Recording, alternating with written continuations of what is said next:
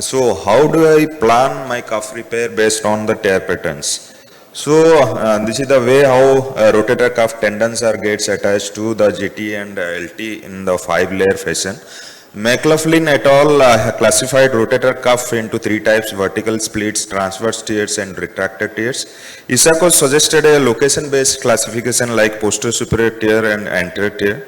Depending on the morphology of the tear, the posterior superior tears further subclassified into partial thickness tear and full thickness tear, and based on the tear pattern, the partial tears can be classified again into the articular side tears, bursal side tears, and interstitial tears. So Isakos classified partial tears to high-grade partial tears involving more than 50% of the tendon thickness and low-grade tears involving less than 50% of the tendon thickness, as you can see over here. Full thickness tears are classified by Davidson and Burkhardt into crescent-shaped tear, U-shaped tear, anteroposterior L-shaped tear, and massive contracted tear, as you can see in these pictures. So coming to the management of the partial tears, if the partial tears involves less than 50%, you can go with the conservative treatment. But with 50%, more than 50% tendon involvement, you should go for a surgical management. And the threshold is very low when it is a bursal side tear.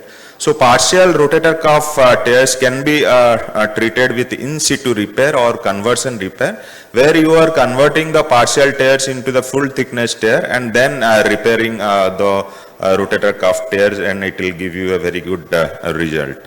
So these are the literature suggestive of the partial tear management. Coming to the management of the full thickness tears, Davidson and Burkhardt has given the treatment strategies for all the tears. Like crescent-shaped tear, you can go for an end-to-bone repair. Longitudinal tear, you can go for margin convergence, margin-to-bone repair. Massive contracted tear, you can go for interval slides, partial repair, and load-sharing ripstop. And when it is cuff tear, arthroplasty, definitely arthroplasty you should the treatment option. Technique, you can go with a single row technique or double row technique or double row suture bridge technique.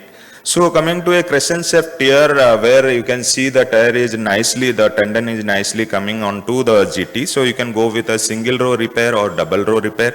Again, double row repair, the transosseous equivalent, you can go for a medial row or knotting. You can put the knots on the medial rows, and then you can take the sutures to the lateral side, and then you can fix with the lateral row anchors. By putting the nuts on the medial row, so it will give you a better fixation on the medial side and a good footprint repair when you are putting those sutures again on the lateral side, giving a very good robust repair.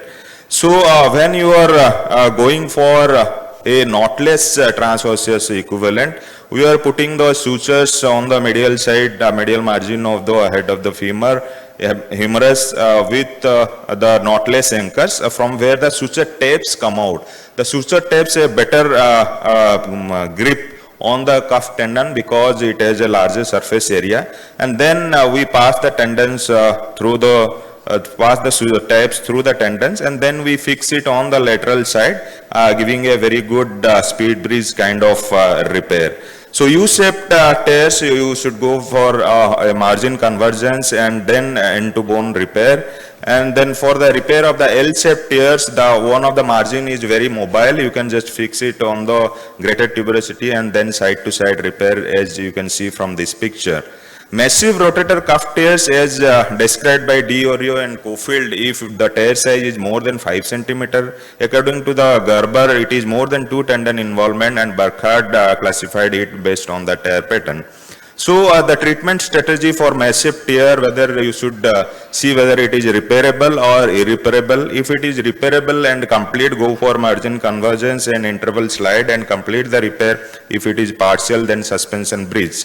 You can go for a page augmentation where the page where the tear cannot be advanced to the tuberosity, page can bridge the gap between the tendon and the tuberosity. And if the tear can be advanced only to the medial aspect of the tuberosity, the page can reinforce the repair and resurface the uncovered tendon footprints. You can also go for a biceps augmentation by rerouting the biceps, where the biceps prevent the superior migration of the humeral head, and you can nicely create a good anterior cable.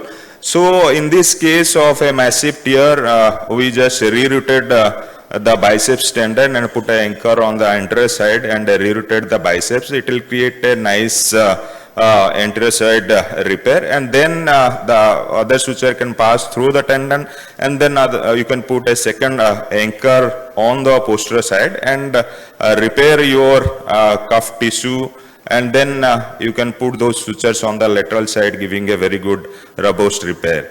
Irreparable cuff tear, you can go for a supracapsular reconstruction as described by Mihata et al. Or you can go for a biceps SCR, as in this case it's a massively retracted cuff tear. It's not coming onto the head even if after the medialization. So here we just tenotomize the biceps and fix it on the middle of the greater tuberosity of the humerus, and then we did a partial repair of the infraspinatus which is coming onto the greater tuberosity, and the remnant of the supra attached to the this biceps, and then a lateral row anchor also was put, giving a very good stable fixation. Tendon transfer, latissimus dorsi, lower trapezius transfer, pec major, pec minor transfers. They have an indication in young and active individuals with massive cuff tears, and you can see the table how you should go for tendon transfer option. Biodegradable subacromial balloon spacer, you should go with in certain situation when your subscarp should be okay or functioning, and it's a copolymer inflated with saline to fit into the subacromial space. And then this is the summary of the preferred surgical technique for different tear pattern, where they have also described that repair for the delaminated tear. Individually you have to repair the individual lamina, and when it is the end stage disease, rotator cuff arthroplasty, you should go for arthroplasty option. And this is in nutshell about the treatment strategies for the massive rotator cuff tear. Thank you very much.